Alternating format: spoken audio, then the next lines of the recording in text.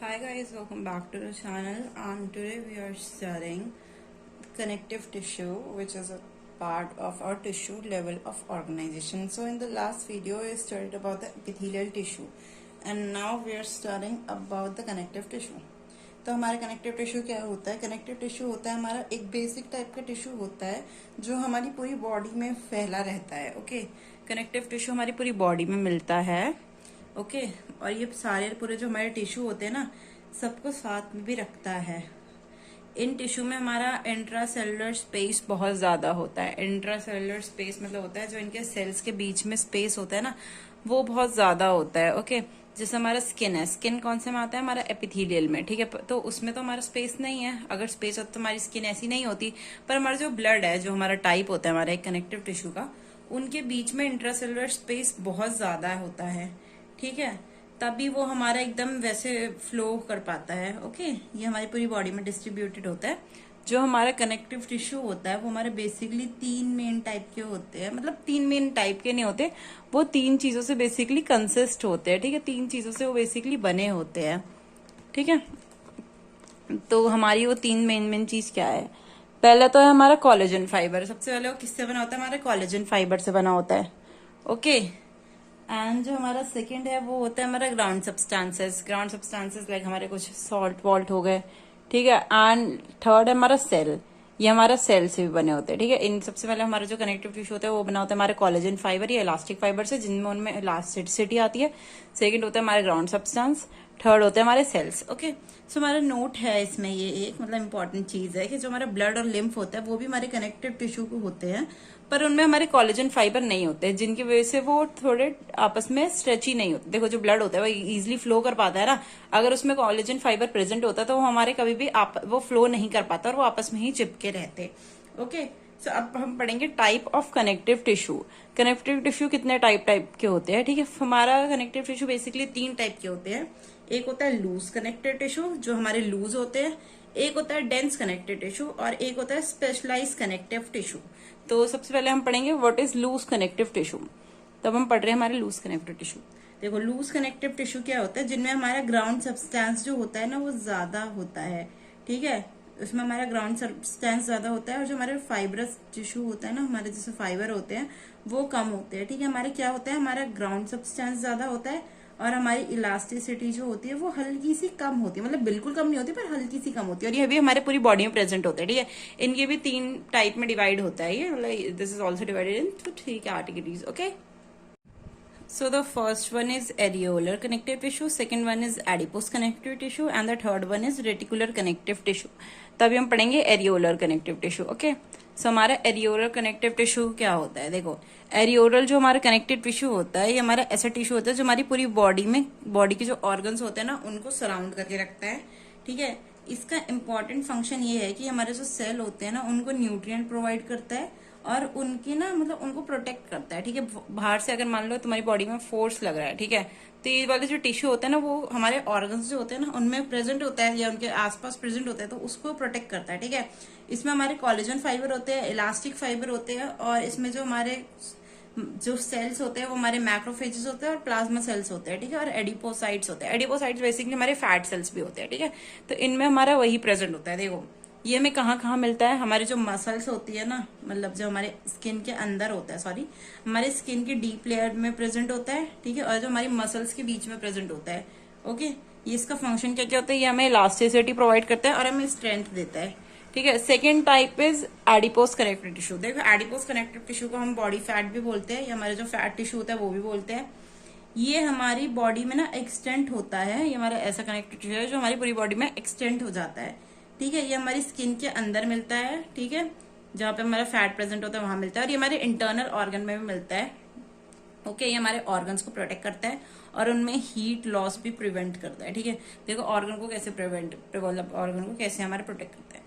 अगर देखो ऑर्गन के बीच में प्रेजेंट है, ठीक है, तो हमारे जो ऑर्गन और जो बाहर की मतलब मसल है, ठीक है, मान लो तुम्हारी स्किन है और बीच में ये टिश्यू प्रेजेंट है और बाद में तुम्हारा ऑर्गन है, तो अगर तुम्हें कुछ भी फोर्स लग रहा है तो ये ऑर्गन को प्रोटेक्ट करेगा. ठीक है, तुम्हारी स्किन डैमेज होगी भारी पर तुम्हारा ऑर्गन डैमेज ना हो पाए.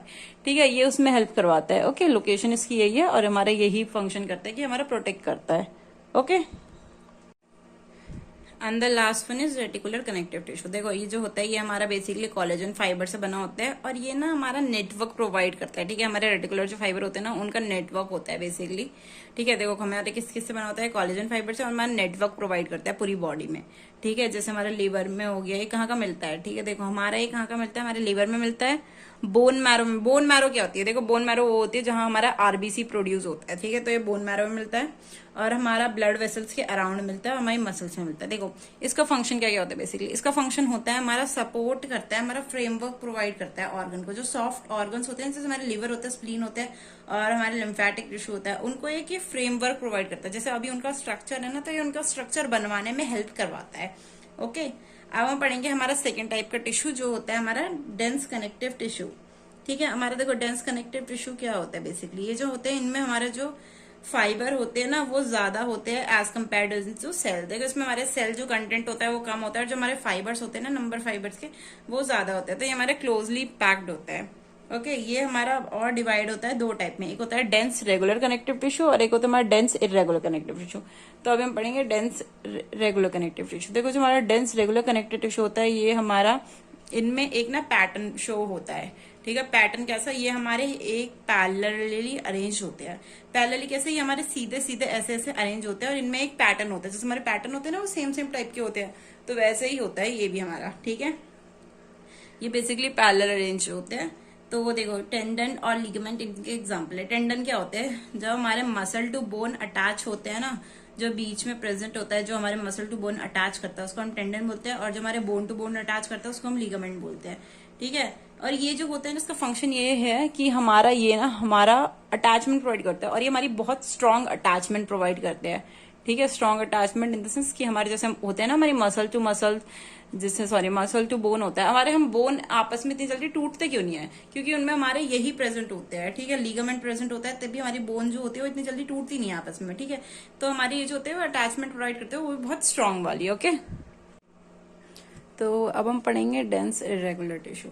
डेंस इरेगुलर टिश्यू जो होता है उनमें जो पैटर्न होता है ना वो सेम टाइप का नहीं होता। जैसे होता है ना हमारे पैटर्न जो होता है सेम होता है, पर इसमें हमारे सेम टाइप का पैटर्न नहीं होता, और इसमें हमारे पैरेलल अरेंजमेंट भी नहीं होती, मतलब ऐसी ऐसी अरेंजमेंट भी नहीं होती। इसमें हमारी टेढ़ी मेढ़ी अरेंजमेंट होती है। ओके, लाइक इरेगुलर अरेंजमेंट होती है सब्सटेंस का। ठीक है, हमारा ये कहाँ मिलता है, हमारे जो डीप लेयर ऑफ स्किन में मिलता है। Deep layer of skin in the sense हमारे डेर्मिस में मिलता है, जब सबसे डीप लेयर होती है स्किन की, और हमारी ये जो होता है ये स्ट्रेंथ प्रोवाइड करता है। ओके, हम पढ़ेंगे specialise connective tissue. Specialise connective tissue क्या होते हैं हमारे, देखो जो हमारे स्पेशलाइज्ड कनेक्टिव टिश्यू होते हैं इनमें हमारा ग्राउंड जो सब्सटेंस होता है ना वो यूनिक होता है। ठीक है, हमारा नॉर्मल ग्राउंड सब्सटेंस नहीं मिलता, हमारा यूनिक ग्राउंड सब्सटेंस होता है। ठीक है, और ये जो हमारा पोस्चर और सपोर्ट प्रोवाइड करता है हमारे ऑर्गन को। ठीक है, ये बेसिकली हमारे तीन ही होते हैं, कार्टिलेज, बोन्स एंड ब्लड।